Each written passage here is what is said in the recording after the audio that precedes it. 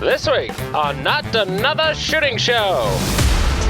Like, I know I'm getting old and slow, but what's happening? Right, exactly. I just start soaking. He has this very creepy bowl of candy. Why does someone do the thing they do? I'm really lucky. I had to go to a funeral. Don't touch my gun, don't touch my gun, don't touch my gun. How do I set the time on the goddamn VCR? Hey, he's Jeff King. I'm Andy Erickson. I have no idea where Neshusha is. Let me find that out before we do the show. Oh, Philadelphia, Mississippi. Okay. I'm more confused. He's Jeff King. I am Andy Erickson, and this is Not Another Shooting Show. We go to Philadelphia, Mississippi, and home of the Neshoba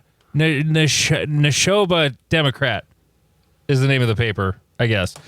No charges are expected in an incident reported earlier this month on Christine Street, where a man accidentally shot himself while Cleaning his gun. Yes! Police Victory. received a call on Saturday, July 12th, around 11 a.m., reporting a man had accidentally shot himself in the arm while cleaning his firearm. The man was transported to Neshoba. It's not that hard. It just feels hard. Neshoba. That's what she said?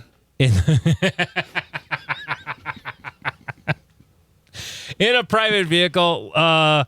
The spokesman said his office was notified when the man arrived at the hospital. The man told the responding officers that he threw the gun in bushes before going to the hospital. Nice. Nothing Officers- says I'm innocent like throwing your gun into bushes. But, I mean, okay. Officers recovered the firearm shortly after talking to the man, but no charges are expected concerning the incident at this time. I feel like there should be some charges. What? Is it illegal to throw your gun in the bushes? I feel like it should be. It feels wrong. Like sometimes you're like, is that a law or does it just feel wrong? And this is just one of those. You know what? Maybe it isn't a law, but maybe it should be. Well, it's like the law everybody thinks is. It'll come up in my permit classes. When it comes. So what should you do if you are in a self-defense shooting? Well, I'm gonna stay there and I'm gonna put the gun on the ground and blah blah blah and all this stuff. And I'm like, or you could just leave. And they're like, well, you can't do that. Why not? Well, isn't that a crime? Have you ever heard of anyone being charged with fleeing the scene of the murder? It feels like something you heard on like Perry Mason or something like that. Hit and run is a crime in a motor vehicle. But no. And if you did it in self-defense, it's not a murder. Of course, that gets sorted out later. But anyway, it's just because it feels wrong doesn't mean it's. Here's another one. What that people will ask me in permit classes. You can't, in my state, if someone is attempting to break into an occupied vehicle, that falls under the deadly force portion of the self-defense law. Okay. And where it can be justified. And then somebody will say, well, what if there's not any people in the car, but my gun's in the car? And there's no people in it? Car. Well, Right. the gun is no more important than your iPod or your phone. Right. It feels like it should be. Right. You're I get the logic of I do not want an unsecured firearm to end up in the hands of not nice But that person. doesn't justify deadly force. Not with that attitude. No. There's a guy in Vegas a few years ago, a homeless guy's just wandering around. He had parked his vehicle that had a bunch of machine guns in it. Hell yeah. Lawfully owned, for one of the shooting places out there. Yeah, one of the machine gun rental places. And this guy gets in the car and goes to drive away. Well, he goes one direction and it dead ends. He couldn't get out that way, so he came back by the guy, and the guy opens fire on him and ends up killing him. And now that guy's in prison because it doesn't matter if you're stealing machine guns. He just stole them. He wasn't using them. So, yeah. Interesting. The moral of the story, kids, is don't clean your gun. You'll just shoot yourself. Exactly. Yeah. Pay someone right. else to do it. So the saga of the P320 continues. It does. In a turn of the news that you knew there had to be more to the story, but I didn't see it going this way. The Air Force has charged an airman with making false statements, obstructing justice, and involuntary manslaughter in the July 20th shooting death of a security forces airman at F.E. Warren Air Force Base in Wyoming. The suspect was arrested recently as the investigations into the shooting and the safety of the military's M18 pistols launched in the wake of Airman Braden Levon's death progressed. The Air Force said in a brief statement the suspect was not named in the statement. The investigation in the case is ongoing and further details are not available. And then the rest of it is just sort of reiterating the story we already kind of know. They have not reinstated the M18 or M17 into service as of this recording on August 10th. Right. So, and part of that is because a report came out from either the FBI or maybe it was the Marine Corps investigation that basically kind of confirmed the problems with the P320.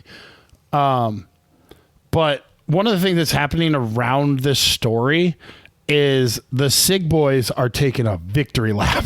That they're like, ha, this one incident was wrong. And you're sitting, and those of us who have this like ability to logically deduce things go, what about the other 100 incidents? Yeah, my opinion hasn't really changed since prior to this guy's tragic death.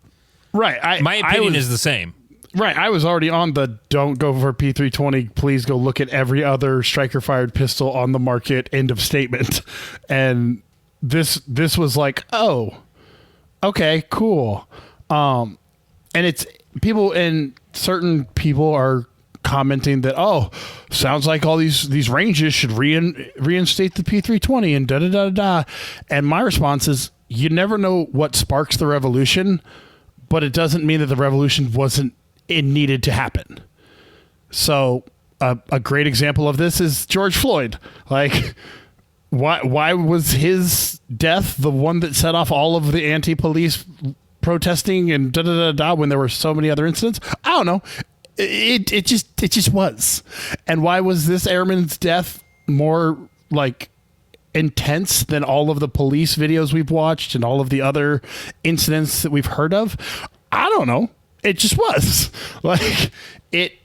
And now it's like, oh, well, it was wrong. And you're like, okay, but it doesn't invalidate the other 99 incidents that we know happened. Like, we do have video evidence of cops getting out of cruisers and their gun just going off with nothing else happening. I just saw another one before we started recording from 2016. Beautiful. Yeah. So this isn't even like a recent problem, because like it felt like it was a recent problem, but like, it was just an underreported problem. Okay, so I saw some videos Ryan Kleckner put out, and there was a thing where he could press the trigger, and then, like, if he just pressed it a little bit, I'm going off of memory, I don't remember exactly, he could press the trigger a little bit, and then when he moved the slide, it would drop the striker. Okay. And then he said Phil Strader sent him a message and said, hey, here's what's happening. You haven't, like, engaged the takedown lever. Okay. Right? Or was it the slide stop? The slide stop. Slide stop. You have, like, once, like, if you put it together, like most other guns, when you just rack them together, they're good. They're good to go, I guess. Like, as far as I know. Like, yeah. But apparently you have to engage the slide stop at some point with a P320 before it's all the way back together. Like, lock it back, takedown lever back up, and then close slide. Okay. So and what he was doing was he would hold it back, flick the switch up with the takedown lever with his thumb, and then close it, and that would, which if you, like, on a Glock, there's no takedown lever like that. You just put the slide back on, rack it, and it's back together. Right. Others with that type of takedown lever, like a M&P, yeah, the smart way to do it is lock it back, because it's a lot easier if you just do it that way. And But I don't think the striker falls easier on a M&P if you don't do that. But right. Yeah. This is only a problem being talked about on P320s. This is not a problem with all the officers that carry Glockenspiels, that carry XDs, that carry M&Ps, that carry staccatos, that carry whatever other fucking gun. This is a problem that only P320s get talked about. If it was a thing that happened with other guns, we would be saying the same shit. We don't hate P320s because we like other guns.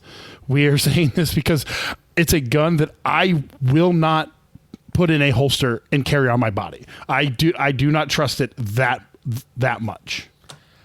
So I shot a match. Oh, did you now? With a P320? No. I figured out a thing. Well, I figured out a thing practicing the other day with. Okay. I will occasionally have a problem bumping the safety on my TAC Sport, and I've done it a couple of times with the Shadow 2, but not many. Just once or twice. With the TAC Sport, it was happening way more often. And I was practicing with it on Saturday morning, and it happened several times. And I realized that gigantic CZ Custom extended safety I have on there, it's so big. Like, when I make ready, I put in a mag, rack it, and I can push down on the rear of the safety, and it turns on as easily as if I pushed it down to take it off. Oh, like I don't have to lift up on the front of it to set it. That's super interesting.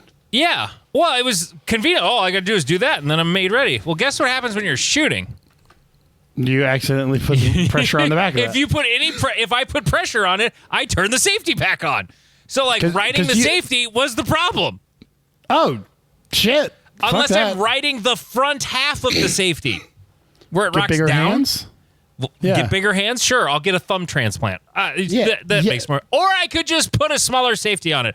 Oh, look, I had one on my Shadow 2. I had a right hand safety that's the exact same one as the left hand side safety, which when you're talking about CZs, when they say left hand side, that means like if you're behind the gun, the left side of the gun, not left handed. I took the safety off my Shadow 2, which went pretty well, but then trying to put it on putting the safety on my Shadow 2, the flat safety back on it, that went just fine. My TAC Sport, with the Franken spring I have in the safety detent, I've got like an AR-15. I think is it a safety spring or it's some spring from an detent? AR. Yeah, it might be the safety detent spring I have in my TAC Sport because Robert White told me to. It stayed in place. I couldn't get it back together easily. I eventually get it back together, and I'll be damned. All of a sudden, that spring is doing a lot more work because I don't have any leverage anymore like I did before. So I think I got to figure it out. So I figured that out. Now, I start with that to talk about my match because there were things I did right before the match and things I did wrong before the match that I shot this morning. Okay. That was one of the things I did right before the match. A thing I did wrong before the match was not put the belt for that gun in my fucking truck. You pulled a Steven? No, Steven pulls Andy's. Oh, that's right. Actually, we both do the same thing. Your brothers in we're bros. Your fucking equipment. We're totally bros. I'm in honor of that. I'm actually drinking the whiskey that Steven gave me last year, the Cut Spike Distillery. Oh, you still have that left? Small batch. Yeah, I have so many bottles that I have about half of it left. Okay. And once I get down to about a half a bottle, I kind of hoard it. If I like it, I hoard it. I mean, I won't drink it. I go to stuff that I can get more often. Anyway, so I didn't have that belt, but I did have my Shadow 2 belt in my truck because I left it in there from the day before when I couldn't practice with my Shadow 2 at all because they're backup guns for each other. And well, actually, the Shadow 2 is the primary for CO and the Glock is the backup. The TAC Sport is the primary for LO. Shadow 2 is the backup. Yep. Well, the two CZs, they're not the same, but they're pretty interchangeable. I didn't have the belt for the TAC Sport, so I changed my division back to CO today, and so I shot CO again instead of LO. And so, yeah, that was a little frustrating. I did figure out, though, that I can put my TAC Sport in my Shadow 2 holster. Really? I can't. It isn't currently legal because the trigger guard is not completely covered, but the bottom of it, I just have like a Comptac holster for my Shadow 2. I just need to cut the bottom out of it so that the muzzle can go out the end. Okay. And then I could use one holster for both in a pinch. So, yeah, that's kind of handy. Another thing I did right before the match, I designed a stage, and I got there early to build the stage, and I had some help right away, and the stage turned out good. People liked it. I liked it. Another thing I did right before the match, I loaded my mags before I even left. The night before, I loaded my mags. Okay. But remember what I said about not having the right belt for the gun? Right. Well, I had loaded TAC Sport mags, not loaded Shadow 2 mags. So right before we're about to shoot, it dawns on me, oh, idiot. You realized 2 hours ago that you didn't have the right belt, but only now do you realize you have the wrong mags loaded. So I had to flick all the bullets out of my mags and into the new ones. Yeah, there was so many things like that. Another thing I did wrong before the match was, now I did it for a good reason. I was shooting with my buddy Jeremy, who I hadn't seen in forever because he's been busy with his daughters and sports and stuff. So, and he called me to tell me a fun little story. And the other day, and I said, "Hey, there's a match Sunday. You should come shoot it." I'll come shoot it. Yeah. Okay. So, the squad I was on was full, so he got on the last open squad, so I moved over with him, so that was cool.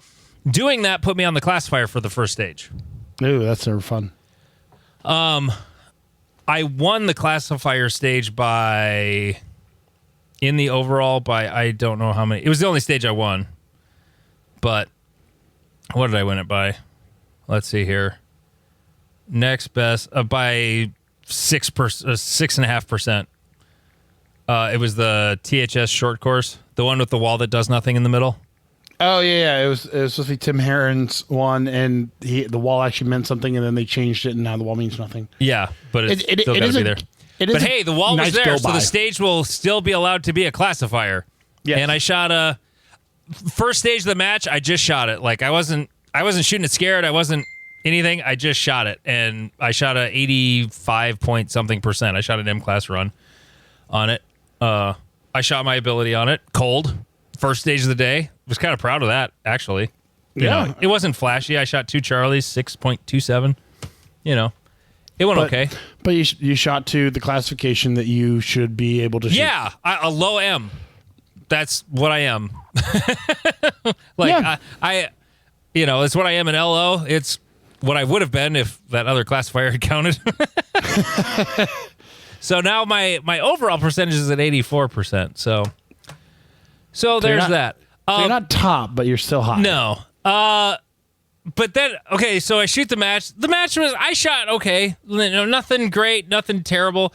And then I'm looking at the scores, and I'm like, oh, God, how the mighty have fallen. Jesus. I go to look, like, when you open practice score competitor, and, you're just getting the overall whoever. Yep. Okay? And I look at the 8 names that are at the top of the screen, and mine is not one of them. What? That hasn't happened at a local for me in a long time. Andy got his dick stomped in? Well, yes, but no. Okay. Yes, I did get my dick stomped in. I shot 81% of the overall winner. This fucker named Carson that moved to town showed up and blew the bell curve. Yeah, Carson's a good dude. Yeah, he's a very good dude. Like him a lot. If I go into practice score competitor and I DQ Carson, because that's the easiest way to figure out like what's going on here. Okay, so I'm gonna DQ Carson out of the match, which kind of wrecks everything. There we go. Okay, now I'm still only in 8th place, but I'm only 5.5% behind the overall winner. So it wasn't as bad as I thought. Like, I got beat by guys who have beat me in the past. Yep. But not by a lot, Right. And they're all guys I have like a couple of them I'm back and forth with. A couple of them I usually beat. But I have beat Carson before, but that was when he was newer and shittier. And yeah, so I was freaking out like, what? Like, I know I'm getting old and slow, but what's happening? Yeah. Hey, and if you do that, like, I just went back to the match I shot last week, 2 weeks ago, last week. If I DQ Lane, I win 3 stages, and I'm 100%. Like, I have 1 carry optics, so suck a dick. Yeah, sometimes it's fun to go in and DQ one of your friends so that you can look like you did better in the match. Right. When someone puts enough percentage that no one starts with a number higher than an 8 under them, yeah, it fucking you're like, get fucked. I just want to point out how ridiculous this kid Carson is. Like, it's hurting my feelings. It really is. Oh, okay, yeah. I'm not particular. I did not shoot a delta in the match. No penalties, no deltas. I shot 91% of the points. Like, I shot good points. You're just slow as fuck? Well, compared to Carson, yes. Absolutely. I shot the match in 84.85 seconds. He shot it in 62.94. Oh, damn. Yeah. Now, the dude who got third was like 3-4 seconds faster than me. You know, nothing crazy. The guy that got second, he was 2.5 seconds faster than me. So, like, my time was on par with all the regular guys. It's just this new fucker that came to town. The good news is he's leaving town for a couple of months. So, boo! We'll get to feel like we're better than we are again. But no, it's fun to watch these young guys that are showing up and they're just like smacking us all old farts in the face.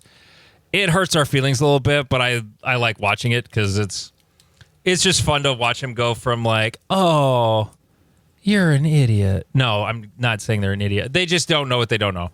Yep. And then they have an idea. They got a pretty good idea, you know. And like, there's this kid Spencer who also made master in like his second year. Like, son of a bitch. Like, it's supposed to be harder than this. But I'm basing that on, I started the sport when I was 38 and fat and slow and didn't have time or money to devote to practice. That took time before I had either of those things. And then more life gets in the way later. So now I have less time to practice than I did before. But, you know, these dudes are single, or, you know, they could dry fire for 2 hours a day. They can live fire, you know, however often that their job makes them enough money to do it. And it's just like, oh, sad Andy. Right. I wish I had started when I was in my 20s. Yep. I mean, you did start in your 20s. Yeah, my mid 20s. Well, I do get to be part of the, man. If I was 100 pounds lighter, maybe I'd be faster at this sport. All these fucking small people, but it is like, I mean, Nick O'Connell, he went from starting the sport to M class in like 2.5 years. And yeah, I mean, he practiced pretty hard though. Yeah, and it's like, if I would have had the understanding of practice that I do now when I first started it would have happened faster. Yeah, me too. Right. It would have been great. Sure. If I would have started practicing like that when I started, I would have made GM probably, because it was a lot easier back then, pre 2017. Right. I started in 2015. Like, fuck. Hell yeah. I could have been a GM. I'd have been a paper GM. And if, like, I'll be the first to admit, if I make GM, it will 100% be, I will be a paper GM. Like, I ain't going to be getting it on match scores. Are you kidding me? No. I'm going to be getting it on this classifiers where I don't have to move a lot. Yeah, you don't have to fight the lanes and the fucking nils and all those. Because I shoot good. Like, the shooting's not my problem. It's the movement. You know? And sometimes an occasionally completely idiotic stage plan. Yes. I had one of those today that probably cost me 2 to 3 seconds. But I couldn't think of the plan everybody else was running. It was where the lefty in me got all wrapped around the axle of, and it was weird. Like, it was a short little retreat stage, very short. So you started with your hands up on a 4-foot wall. There were 2 targets to the left of the wall. there was one target hard right through a little doorway, and then there was another 8-foot wall going back, and then there was one target hard left, and then 3 out in the middle. But then at some point you had to retreat to the back right corner of this. It's only like I think it was like a 10 by 10 foot square shooting area. And you retreat backwards, and then in the back right corner, there's 3 more targets. But there's this double stack of barrels in between the alleyway to shoot in the front and the back corner. And it was super fucking awkward for a lefty to try and, like, you had to shoot the hard left target last, and then I would have to basically turn 270 degrees around to retreat. It was so awkward, and I could not unwrap my head around that. So I went right, I went back left corner, and then I went back right corner. And I just added like double the steps to the stage. Like afterwards, I'm like, you fucking idiot. Like, what are you doing? It's so dumb. Like I'd have been better off going to the back right corner right away. And yeah. And trying to describe this and have anybody understand it, I'll post the video on the Reddit. Yeah, it was a terrible idea to shoot it that way. But anyway, I did dumb things. A couple of interesting things that we had happen. There was a squib with an open gun on my squad today. Oh, those are terrifying. That will be not when you don't hear it coming. What? Like the shooter caught it and he stopped himself. And here was his explanation, because his comp is like the second most obnoxious comp I've ever been around. The most obnoxious comp is his son's. He's shooting the stage, and he finishes off a plate rack on the right and a paper target. And on the last round of that paper target, he quit. He was about to take off running, and then he didn't. And he's like, he looks back at me, and he's like, I'm pretty sure I got a squib. And he's racking it out, and he's like, yeah, I'm pretty sure I got a squib. And so I'm just waiting for him to say, I'm stopping. Then he's not telling me that. So finally I'm like, are you stopping yourself? Yes, I am. Okay. And he found a bullet halfway down the barrel. Sure enough. He said the craziest part was he said he saw the case was really black when it was flying out. I'm like, what? You're older than I am. How the hell did you see that? Your ability to perceive like minute detail is weirdly like it's hard to explain and hard to train out, but that'll be a topic for another time. It's well, basically it didn't punch his hand like his gun normally does. And the case, I didn't notice it, but the case sort of trickled. It didn't fly out like it normally does. And so like it going slow caught his attention between the feel and the thing, and he noticed it was dark, and then he looked over, he saw it hit the ground and saw it was black. Like that case was black. And yeah, he had a bullet stuck halfway down the barrel, and that would have blown up his very fancy open gun. So, yeah, there was that. So we got to score a stage S shot. He only shot about half the targets on a pretty big field course. And then another guy in our squad, he lost the battery cover. It's the second time I've been around it where somebody lost the battery cover on a Hollow Sun 507 comp. Mm-hmm. The screw just backs out, and he's like, I lost the dot halfway through. And he's like, I figured out what the problem was. His battery cover's gone. And yeah, Hollow Sun's bad about that. He found the battery and cover, but not the screw. Yeah, we talked about it a few weeks ago, but like I tried to replace the battery at the range and dropped the screw and spent about 15 minutes trying to find it, and then couldn't find it, and then tiny screw. Right, and then I looked down and I'm like, that's a weird black dot in a gray rock. I'm just going to look right at it and reach down, and yep, it was the like 2 millimeter screw tiny that they screw. use. And you're like, Hollow Sun, boobalas. I'm sure that you order those things by the ton and they cost you less than a penny. Yeah. Could you include 3 of them, please? I don't have a problem with it because I use Vince's target focus trainer, and it covers up the screw and the cover. Oh. So it can't fly out of my gun. Now, here's the funny part. Same optic. I have 2 of that same optic on the 2 guns I brought with me that day. And I said, this guy was shooting a TAC Sport, but he's right-handed. And I said, it's got a lefty mag release on it, but you can use my TAC Sport if you want. And he's like, oh, yeah, I think I will. And so he did. And first target, mag falls out. He shot a second round, mag fell out. He shot a third round, mag fell out. He's like, I'm done. And he stopped himself. Jesus. Now, here's the dumb part. Neither of us thought to just like, hey, why don't you use my battery cover and battery and screw in your optic? That would have been a terrible idea. And then somebody else said, well, isn't yours the same era attack sport as his? Couldn't he just put the slide on his gun? Oh, that's not a bad idea. Oh, fuck. I think so. His was not the orange. It was the regular old tack sport, but I'm pretty sure it would have worked. If nothing else, like, he could have just taken the battery cover and screw, but learned a thing there. Anyway, so, yeah, I shot a match. Sometimes just call it a day. Yeah. When shit's going that far south, because switching batteries and battery cover, like, this is not a task that's meant to be done at a shooting range. Bro, you know what I almost did? When I realized my safety problem with the tack sport, you know what I almost did? What'd you do, brah? I almost took the safeties apart at the range. Oh, no. Like, that's dangerous at home. Yeah. No. Those tiny little screws in the back of the sear of a CZ, fuck. Like, I thought I lost one of them. They fell out of my tack sport. Do Shadow 2s have those two same little tiny springs too? Why are you asking me? I'm sorry, I forgot. I think it does. I think that sear assembly in the back, I think it has these two little springs that point rearward.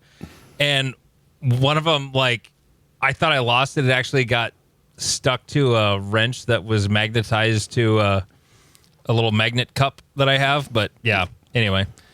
No, range is a terrible place to take guns apart. Unless you have a bubble. Yeah. Like, like a boy in a bubble. Like, just be in that bubble and have a magnet to find springs and parts that go flying. Right. If you know what the fuck you're doing, going over the safety table, there's a legendary open shooter that has a tendency to come to matches a couple days early and walk them for a few days. He took my buddy Todd's open gun to the safety table and, like, cleaned it better than it's ever been cleaned before. And that gun went from jamming on it on every third round to not jamming for the rest of the day. And Todd was like, Todd is a particular type person. Yeah. And he's like, I've never cleaned this gun to the level that it was cleaned before. So, dang. Yeah, if you a motherfucker that knows what you're doing, cool. If you're me, I won't even take the slide off my gun at a match. I will lock it back and put oil on it. But other than that I don't take guns apart, because that's when springs go wee off into the berm. When I was moving my gun room, I found 2 Beretta springs and a CZ spring. Nice. Moving out, yeah. That had flown away. Anyway, so you became a boomer and a bandit? Yeah. Explain yourself. I'm just going to say it. I'm weirdly lucky. It's just how I live my life. I had to go to Denver for a funeral, and flights were going to be stupid. So I'm really lucky. I had to go to a funeral. I mean, in my defense, he was 84, and they found the cancer because he was about to be put in mental care unit, and they're like, oh no, the cancer's just eating your brain. And so, went out better than it could have been. Anyways, don't talk about death with me, because I am way more callous to it than most people are prepared for. Anyways, so flights were going to be stupid, so I was like, you know what, fuck it, I'm driving. I've made this drive before, I'm driving. How much were the flights going to be? $487 round trip, plus I'd have to rent a car. Oh god. So yeah, we're talking. How far is Denver for you? It's 7-ish hour drive. Yeah. It was like 10 for me. Right. So it was $160 in gas, and my car is there, but it's 16 hours of driving. Yeah. Or it's a 2-hour flight plus 2 to 4 hours in the airport each way, and a $500 airline ticket and $200 rental car. Right. And yeah, and I was just like, you know what? Fuck it. We ball. Well, the dude that I had interacted with because my buddy Joel was like, "Oh, hey, this dude wants to sell such and such," and I was like, "Cool." He hit me up, and he lives on the way to Denver, and I was like, "Okay, I will stop by." So, wait, what is he selling? Did you say what he's selling? I have not. He was selling a Shadow 2. And you don't have one of those. Exactly. And some tight group powder. So I was like, all right, buddy, let's This sounds like someone who got out of the game. He did. He basically, the way he explained it to me when he sold me the press 2 years ago or a year ago, something like that, is they had a USPSA club. It was run poorly. The guy who ran it poorly died, and no one took it over. So there was no USPSA club within like a 3-hour drive of him. And so he had all the equipment to do USPA, but he didn't have anywhere to do USPA. And so because he had messaged Joel sent it to me, and then I messaged a dude, and I was like, "Oh, hey, your address is still in this message. Like, is this still your address?" He goes, "Yeah, for 6 more days because I move." So what it was is he was moving, and he was trying to clean out all this shit before he moved. And so I got a Shadow 2, a GX holster, a T1000 hanger, and 14 pounds of tight group. Jesus. And the Shadow 2 has a hollow or a loophole delta point, and it was worked over by Vince. And I got it for a very good price. So I came out like a bandit, but I also realized I've become a full-on boomer because I now have enough powder, primers, cases, and I probably need to get some more bullets, but like I have enough to last me probably 3 seasons, if not 4. And I have 5 Shadow 2s now. Or you're halfway to being a Mormon. Right, exactly. I just start soaking. I just need a friend to bounce on the bed. But I have to tell this story. My wife and I went to the fair because she wanted to go to the rodeo. Okay. And so on Saturday we go to the fair, and we go into like the expo hall for the like where they do all the 4-H shit. But this is like the last day of the fair that we're going. So there's all these exhibitors in there, but not many. And there's this one old guy sitting at the Church of Latter-day Saints booth there. Okay. And he has this very creepy bowl of candy. And so I took a picture of it, of the guy and the bowl of candy, and I sent it to Robert, and I'm like, okay, the LDS dude has got a bowl of candy, and that's not creepy at all. And he just needs a van. I have to go look up this exchange because it was really funny. Oh yeah, okay. He said, "Go get some. Worst case scenario, you stop swearing and drinking coffee." And then I'm like, "Wait a minute, I get to keep bourbon and beer?" He said, "For now, we let you take baby steps." So they didn't have your magic underwear. Yeah, I don't know what that means. I didn't know what soaking meant. I love how little you know about Mormonism, and it makes me laugh. Or like the pervious things. Like I work with a guy who will say things like, I don't even know what they are. Yep. Like, I'm reasonably pervy, but I guess I don't have the vocabulary that some people do. You're like a level 2 or 3 pervy, and it's like, ooh, I think, and then you run into someone who's like actually pervy, and you're like, oh God, yeah, God. No, I'm like B class pervy. Yes. Yep. Yeah. Anyway. Anyways, so I ended up getting a very good deal on this Shadow 2. Like, I now have 5 of them. I'm not 100% sure I'm going to keep all 5, but I'm not against it. So it was worked over by Vince, and so the trigger's fucking fantastic. Yeah. And it has hitting grips on it, I think, and I don't hate them. They're thinner than the bogeys. That's the thing. I love the Henning grips on my Tech Sport. Love them. I did not care for them on the Shadow 2 because it's already a thinner frame, and right. They're basically the same dimension grips. They're just not as long on the Tech Sport, but the Tech Sport overall is so much beefier of a frame that it's fine. Like, it's perfect for me. But I need fatter grips on a Shadow 2 because the frame is so slim.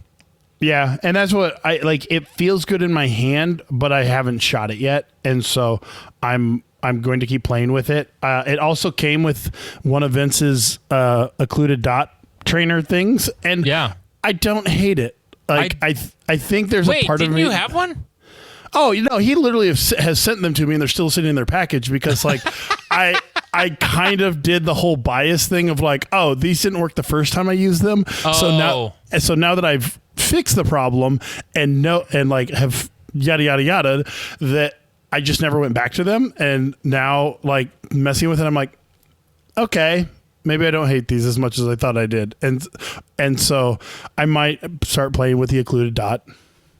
I think you should, because when I played around with it and I was like, yeah, it's a helpful training tool, but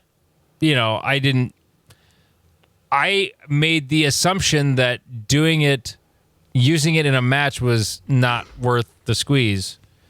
And the first time I tried it, holy shit, it was like it turned on the easy button. I mowed down a plate rack faster than I ever had before because I'm like, why are you going so slow? Yeah. Because what I did not know was that my eyes were going back and forth between dot and target, dot and target, dot and target. And I was never permanently target focused. It was always temporary. And now the only time I struggle with target focus is if I've got one of those on my gun and I'm just shooting groups. Like I wasn't really shooting groups the other day. I was just verifying zero. Found out my tac sport dot was off just slightly. It was a little high and right. And it's hard to shoot groups when you're just going slow and you're staring at that target, and then but you're also staring at the dot, and then all of a sudden, oh, the target disappeared. It's all black, and shooting groups is the only time where it's a problem for me. In a match setting or a practice, like, all it does is make it easier for me. And it does not work for everybody. It just doesn't, but it is really, really, really handy if it does work for your brain. And it's just how your brain works with your eyes. And I think it's something that people can be trained to do. Yeah. There are people that will have such a strong aversion to like changing like what their eyes are doing. I worked with a gal just like she was just this older lady. She wanted to do a lesson, and we spent almost the entire time trying to get her to not, because she had this pistol with an optic on it, and it freaked her out. Like, right. When I put the tape on the front of it, she's just like, oh my God, oh my God, oh my God. Like, it literally caused a visceral reaction in her.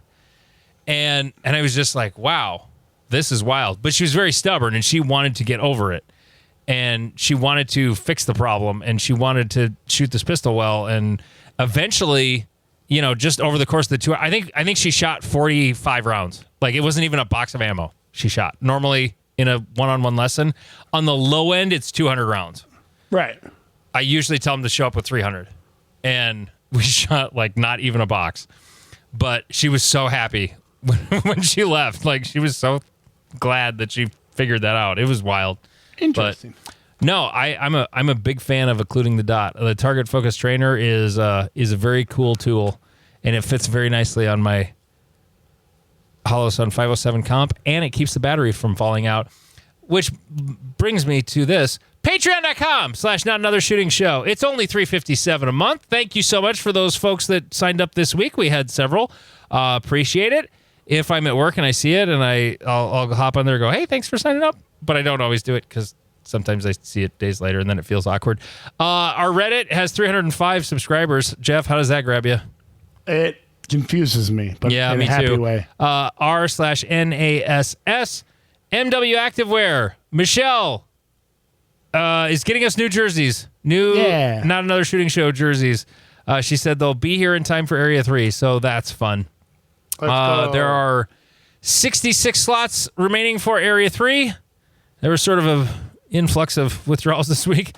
So if you haven't got signed up for that, that is coming up September 25th through the 28th out in Rapid City, South Dakota. Free State Championship, still sold out.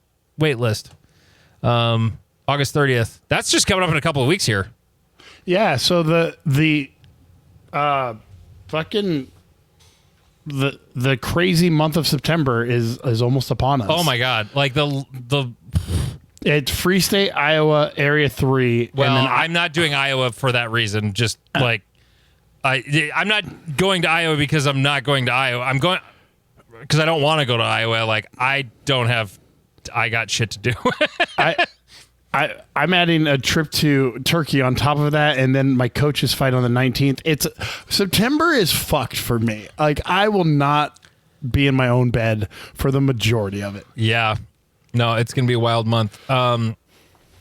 Looking forward to heading out to Free State later this month. I'm stop by. Are we going to be in? Do you think we'll set up at the check-in shed, or we'll set up somewhere conspicuous? Okay, so we'll try to get there early so we catch people walking stages too. Yeah, so if you're coming down to Area 3 and especially Free State, Free State. For those coming down to Free State.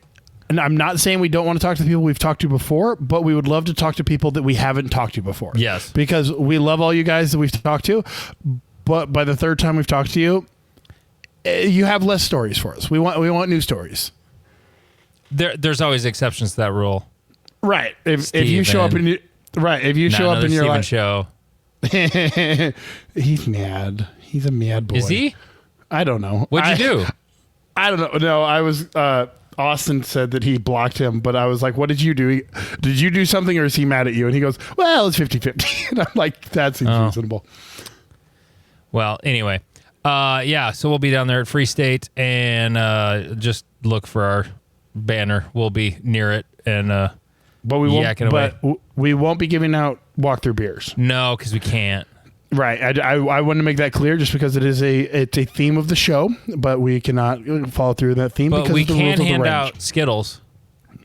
Skittles and water because hydration is key at Free State. Yeah. Well, it was beautiful last year. It was probably the best weather for a match I shot last year. Okay. I got called a boomer by Bruce of all people, son of a bitch. Because last week I was talking about how, oh my God, practice score. Like, if you, like, sort randomly, it, like, works all throughout the match. And he goes, hey, Boomer, practice score 2 did not create that as a new feature. The old version did the same thing. It's because you have the same tablet all through the match. Well, I didn't know that. Damn, Bruce, you just walk up and slap him with your dick. Well, here's the thing. He's in his early 40s, and I'm in my late 40s. So, like, I'm hitting that age where I'm like, how do I set the time on the goddamn VCR? I don't know how. This is hard. Like, I'm entering that phase of life. Yes. I didn't know I didn't think that would ever happen to me. Like, I've always been techie. Right. You're like, I'm prepared for this. And then they're like, all right, so Bluetooth your butt plug. And you're like, wait, what? No, it's like the headphones that you have on your skull instead of in your ears, except you put it in your butt. Exactly. Yeah. That's how you get that information directly into the source. Anyway, we also got some feedback on the money shot idea. Oh, did we now? Which it is really idea stage at this point. Like, I want to do it, and Jeff sounds like he wants to do it. Yeah, I've been trying to. There's an economic term called game theory, and I've been trying to figure out the proper game theory to make this actually like super enjoyable. And it's difficult. I don't understand what the fuck you're talking about. What is game theory? So am I going to be sorry I asked? No, it's basically trying to figure out why does someone do the thing they do. So it's like why you put a target in a corner that can only be seen from one position, so you try to force that person into that position. That's game theory. Okay. And so like, or like I put a target in a position today that people shot twice a lot. Yes. And so it's about figuring out like why would someone play the game? And okay. Does it cost too much? Does it cost the right amount? Is the reward high enough for them to participate? Is the challenge too hard? Is the challenge too easy? Like, that's what game theory is. Okay. So figuring out for like the money shot, one of the things that I thought about, because originally I was like, you get the second that you you miss your shot, you're done. And I'm like, well, that would not work. So No, you get three people, cracks. You get 3 cracks. One of the problems that I ran into is if we get someone like Lane that comes through and shoots it at like 20 yards, do I tell everybody? No. Because, right, it has to be a blind guess. Mostly blind. Like Mostly blind. But yeah, like someone, you can stand there and watch the person in front of you. At 50 yards, no one's going to do it. Right, exactly. Even a smaller number of like, if a Lane or Max Legrandis or whatever does it at 27 yards, no one's even going to attempt it because they're like, fuck it. So it has to be a blind bid. Is it like, what is your number? You get 3 chances at that number for your money. And we talked about how do we keep it blind though? I just don't tell anybody. Yeah, but like people could watch. Right. That's why we said it's partially blind. Is it if like, you happen to be hanging out there all day, you know. Yeah, exactly. Or if you're there and you're like, oh, that's a Super Squad GM, I'm going to watch him do it. Yeah, you're probably going to fucking know the answer. But once y'all motherfuckers move on, then the next dude who walks up is like, I think I can do it at X distance. And you're like, okay, cool. That's fine. And we're doing headbox A zones, right? Headbox A zone. Now, the only question based off of the original premise of the question is, are we doing USPSA A zone hit criteria, or are we doing the entire bullet in the A zone criteria? No, I think if it catches any of the A zone, it counts. Okay. So that changes it and it makes it a little bit easier, which it increases the amount of people. That would be way too hard if you couldn't catch the perf. Yeah. So it's USPSA scoring, but it's only the headbox A zone at your declared yardage, and you get 3 attempts at that yardage, or you get 3 attempts. If you hit it, you can move. If you can move to a different location. Okay. There were some comments on our Patreon about it, because did we talk about this in the Patreon? Was it before I think it came up after the paywall. Okay. We should explain it for everybody else who did not hear it. Oh, well, yeah, then that seems stupid. Okay, yeah. All right. So Jeff and I were just randomly talking on the Patreon episode last time about, I always wanted to do this sort of game show video thing when I worked at the radio station where you take a shot and somehow you have to like avoid hitting $100 bill or something. I didn't know how to make it happen, but it was just an idea. And then Jeff was like, what if we just do set up like a headbox A zone at, however far? And I'm like, oh, or you could call your own shot. However that conversation went down. We just literally thought of it while we were recording. And so basically the gist of the game is you call your shot. You say, okay, set it at 25 yards. Jeff would have a rangefinder and, okay, we're going to set it. Boom, there it is. There's your distance, the official distance. Keep track of who fires what. Not keeping posted results there. But whoever makes the longest headbox A zone shot wins the pot. We were also debating afterwards, like, is it winner take all, or do we 50-50, sort of like a 50-50 raffle, like half the money goes to either like the staff or a charity or whatever, because I have no idea if it'll, if we're going to take in like $3,000 or 300, like no idea. Right, because if it's 300, I would say we'll just like winner take all. Yeah, well, because at Nationals they did the Bill Drill Challenge, and I think the winner got like $1,800 or something like that. Yeah, so I'm fine with the winner getting it all too, or at least like the top 3. We could just. I think that was the idea initially, is just like the winners, like the money just goes all back to the winners. Right. We one of the conversations was top 3 winners, and then we were going to divide it irons and optics just to give the opportunity for those iron sight, but no PCC. Fuck you guys. Yep, no rifles.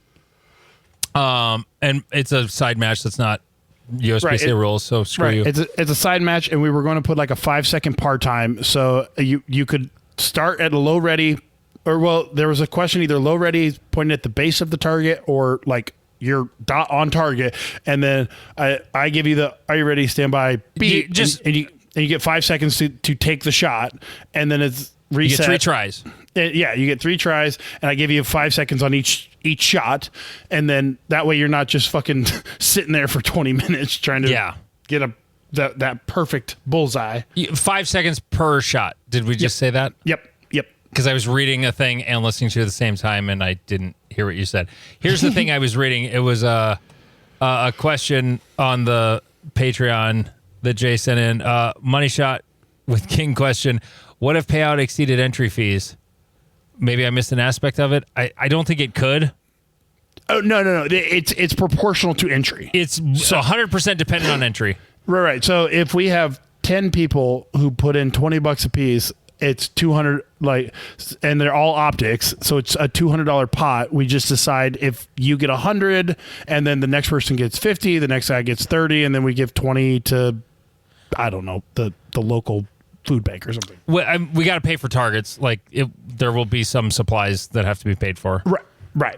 Because that target will have to get replaced, or we'll have to put a print off a bunch of paper, Well, that's the thing I thought of. I think we should just print off paper A zones. That would be more efficient. And then it would be. Then it's just here's that person's target. Right. That would be that. That would be the best option. We just need to make sure the perfs are the right size. But that way, like you said, you have proof of your target, and it's. And you've got the same challenge every time, because you'd hate to be that dude who shows up and the whole fucking thing's covered in pasters, and you're trying to fucking shoot it. Well, you'd have to be able to score it. It would be nice to do that, but at the same time, it would suck if it wasn't actually a cardboard target, because paper tears weird when bullets hit it. That's another good point. Printer paper tears weird. That heavier NRA target paper, that doesn't tear weird. But while we could buy, there are paper USPSA targets. We could buy some of those, right, and use that for it. We'd be just cutting off all the head boxes and throwing the rest away. Yeah, but it'd be that heavier paper, right? Or another version of it is basically a B8 challenge, but only the 10 ring counts. Oh, that would be easier. Logistically, it would be simpler. It would be. And it's okay, we put your B8 target up.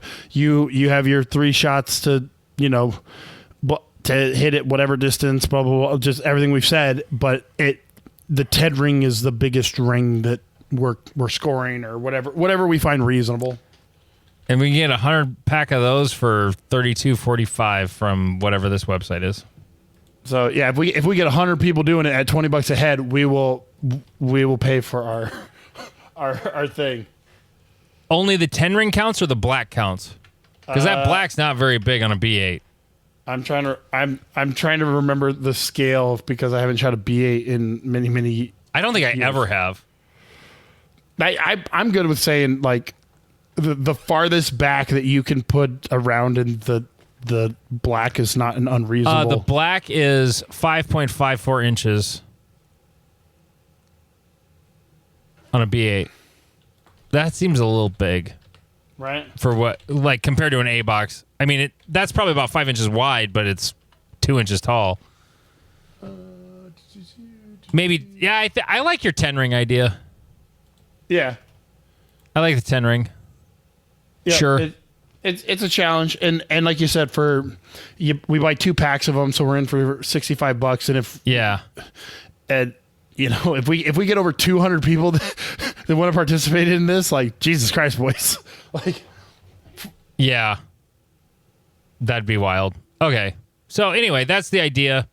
We'll see if you have other comments, because now that we're talking about this in the public, please let us know. We want to understand what would motivate you to do it. If you're I'm not fucking paying $20 for price this. Is $20 for 3 shots at it. Call your distance. Is $20 too much? Is 10 more reasonable? I think 10 is definitely reasonable.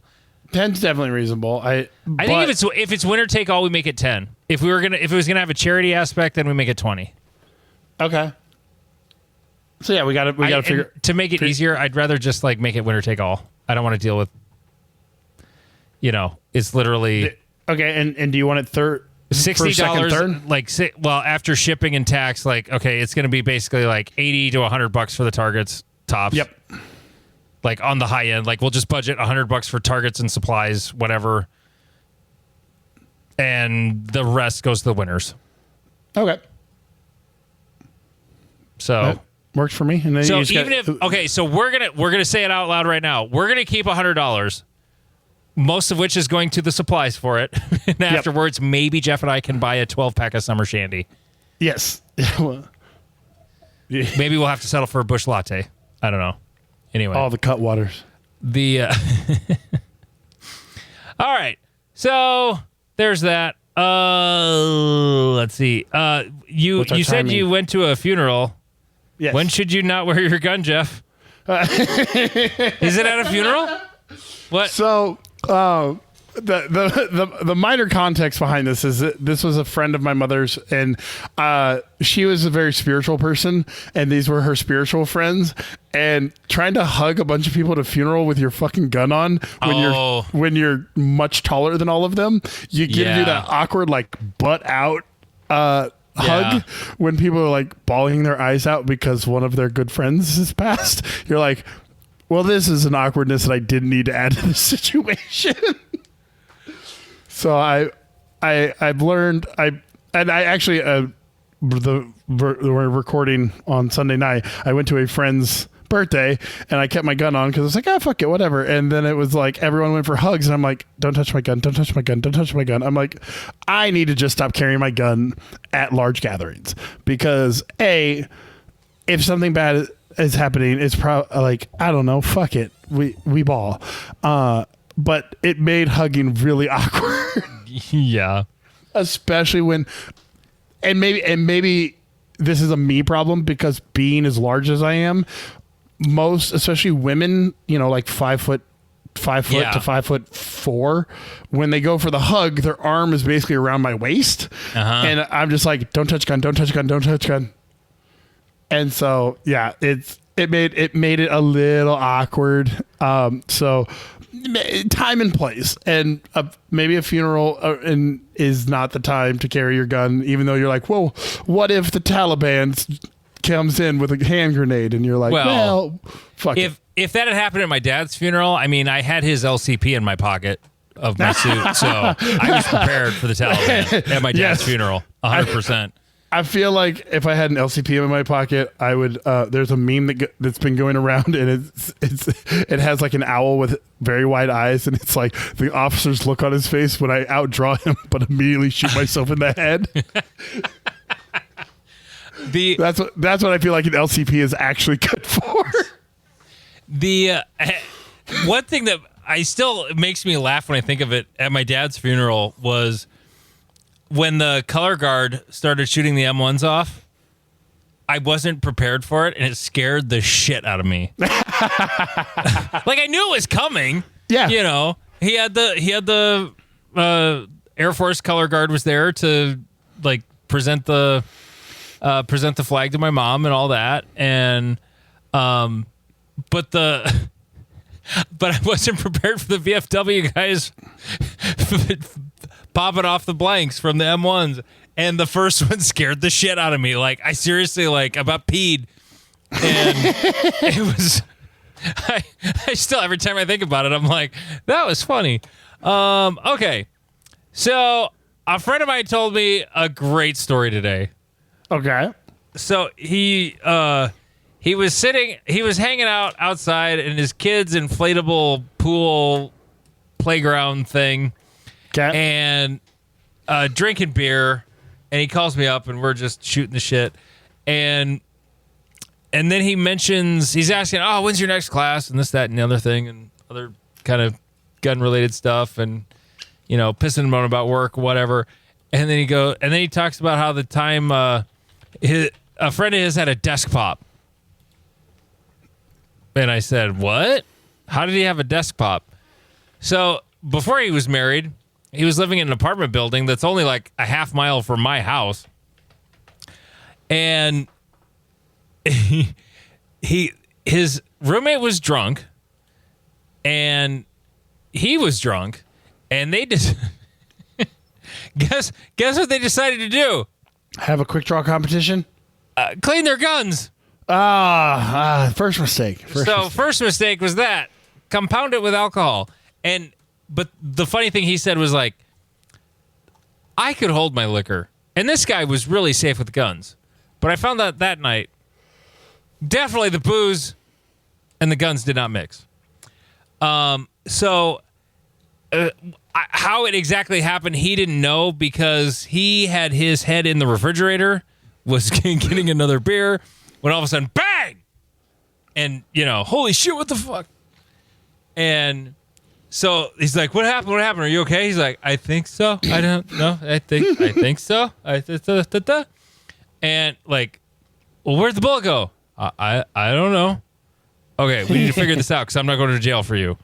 And I'm not going to jail for you. So they're doing a forensic investigation into the trajectory of the bullet because this is an apartment building. Right, this is a bad place to have a desk pop. Right, they could have just smoked a whole family that was sitting like one after the other on a couch. Yeah, very bad. And so they're like, oh, okay, the bucket you used for fishing, it was like a Menards bucket, 5-gallon bucket. Okay, there's a hole. Okay, where to go from there? Oh, sheetrock. There's a hole. What's on the other side of that? Sheetrock. My buddy's bedroom's on the other side of that sheetrock. Okay, so he goes in his bedroom, and there's a hole in the nightstand, okay? There's not a hole on the other side of the nightstand, so he opens the drawer, and there's the bullet just sitting in the drawer. Nice. Like, not impacted into anything, just it came through that sidewall of the nightstand into the drawer and, like, lost all of its juice and just sort of, broom, there it was. It was like... Just sitting there. I'm just going to wait right here. As if you pulled it out of a water tank and set it on the table. Nice. Yeah. FMJ. And so he was sort of not impressed with FMJs. Like, I thought they'd go through more shit than that.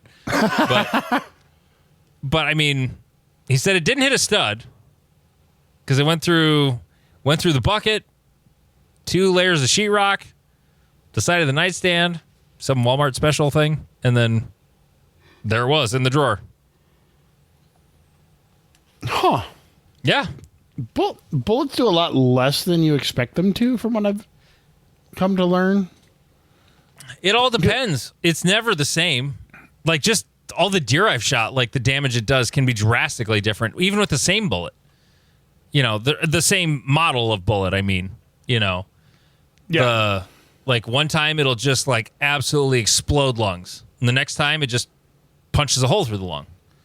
It just depends on how much it opened up. And this was an FMJ that got shot through their apartment. So, I guess it was lucky that it was a desk pop. Like, it went lateral because then it had a chance of staying in their apartment and then no authorities were called. He did say that he did not get his deposit back. So, there was that. At least he didn't kill a family. Yeah, that too, for sure. Anyway, well, thank you so much for listening, everybody. We really do appreciate it. Once again, patreon.com/notanothershootingshow. You will get all of this episode, or not all of this episode. You'll get all of the next episode. We do 2 episodes every week, but you only get a little bit of the second one if you're listening on this feed. If you're a Patreon subscriber, you get all of the second episode. So go on over there. It's only $3.57 a month. Don't subscribe on the app on Apple. Go to the website, patreon.com/notanothershootingshow, because it'll cost you less money. He is Jeff King. I'm Andy Erickson. This is Not Another Shooting Show.